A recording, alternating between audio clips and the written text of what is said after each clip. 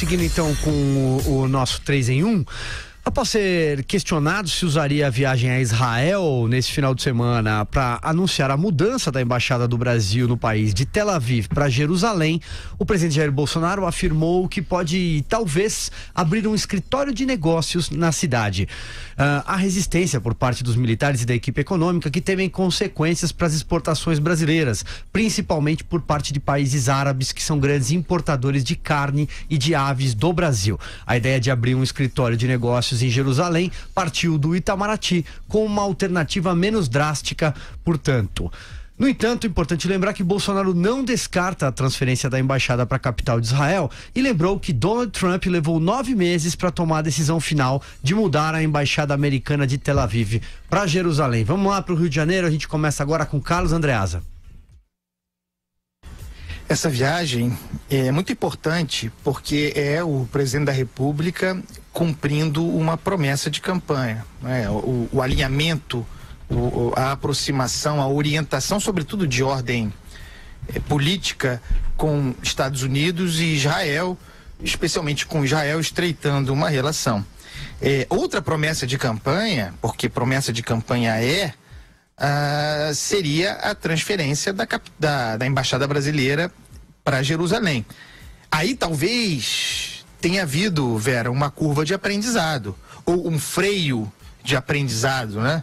Ou melhor, um freio na curva de desaprendizado para segurar essa onda, porque houve movimentos, reclamações importantes de áreas importantes, da área militar, preocupado com a segurança nacional, ameaça de terrorismo, algo com que não estamos acostumados, e houve também da parte, sobretudo do Ministério da Agricultura, ou da parte relativa ao comércio brasileiro com os países árabes, sobretudo de carnes de aves, de frango, consumo de frango. Então, talvez por isso se queira agora ganhar tempo. Eu espero que assim seja, eu espero que se reveja isso.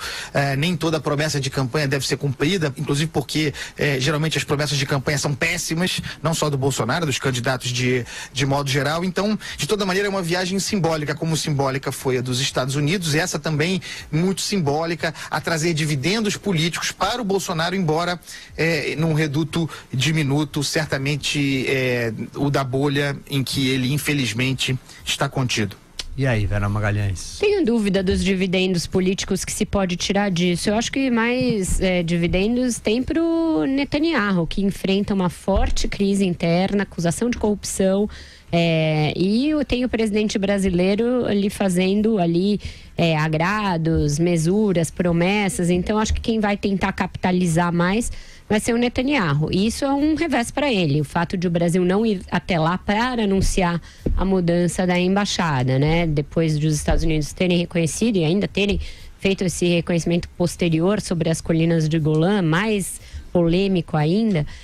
Então o Bolsonaro dá um passo atrás. É bom que dê esse passo atrás, é um sinal de amadurecimento da atual gestão do Itamaraty, que foi outra que começou muito capturada por discurso ideológico, mas também o chanceler Ernesto Araújo começa a perceber que não pode agir só pelo seu voluntarismo, que o Itamaraty é uma instituição, e é uma instituição que tem um histórico e que tem uma praxe e que tem uma política determinada pelo pragmatismo, pelas boas relações com vários players ao mesmo tempo, sem alinhamento automático. Então, isso é eco da agricultura e também do Ministério da Economia. A Secretaria de Comércio Exterior instalada pelo Paulo Guedes não tem nada a ver com esse corte ideológico dado pelo Itamaraty sob Ernesto Araújo. Ali está o professor Marcos Truirro, que já foi comentarista dessa casa, que é um brilhante conhecedor de política externa, ele próprio dos quadros do Itamaraty, com uma ampla experiência em relações internacionais e, de alguma maneira, este time virtuoso montado pelo Guedes também nesta área acaba influenciando o Itamaraty de alguma maneira. Então, isso é bom. O Brasil vai mostrando amadurecimento institucional, vai mostrando que não pode se chegar e querer reinventar a roda a partir de crenças, muitas delas baseadas em mitologias, em crendices, e que isso não é bom para o país. É bom que seja assim, é bom. Joel Pinheiro, sua leitura.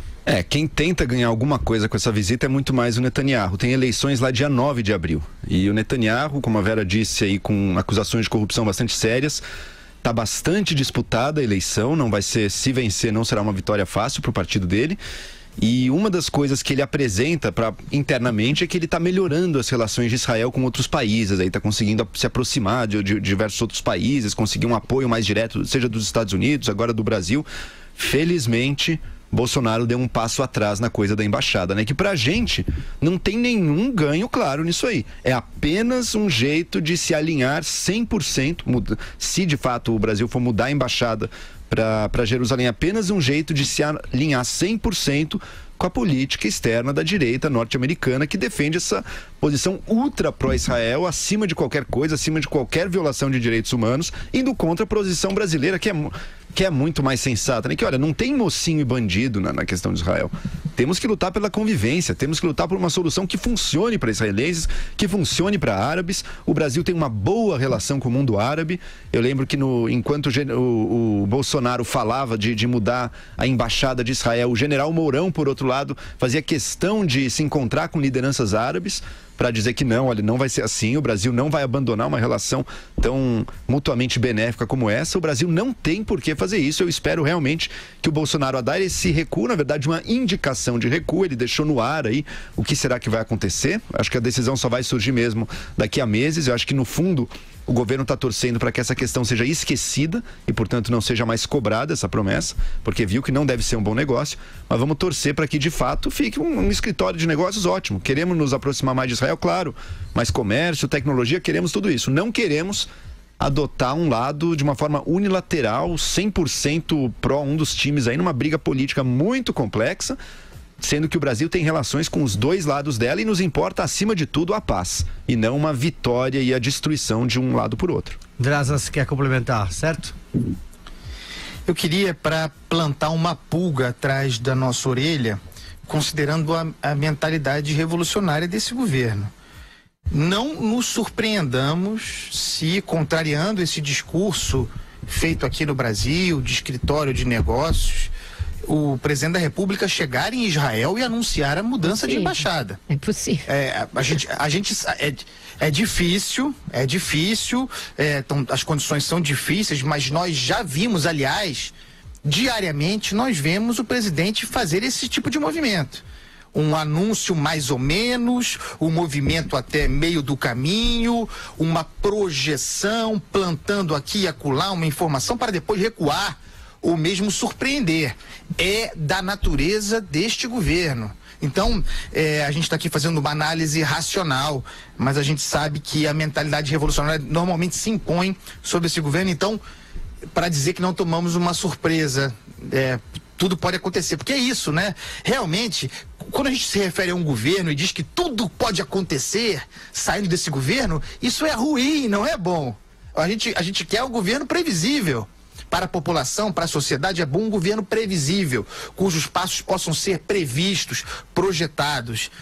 Não é o que nós temos. E cuja palavra possa ser confiada, né? Um governo que está desgastando e jogando para baixo o valor das suas próprias palavras e declarações. Em que a gente não pode acreditar muito no que sai dali, porque saem informações desencontradas de diferentes pessoas. Às vezes presidente fala uma coisa, ministro fala outra, vice fala outra, filhos do presidente falam uma outra coisa, assessor.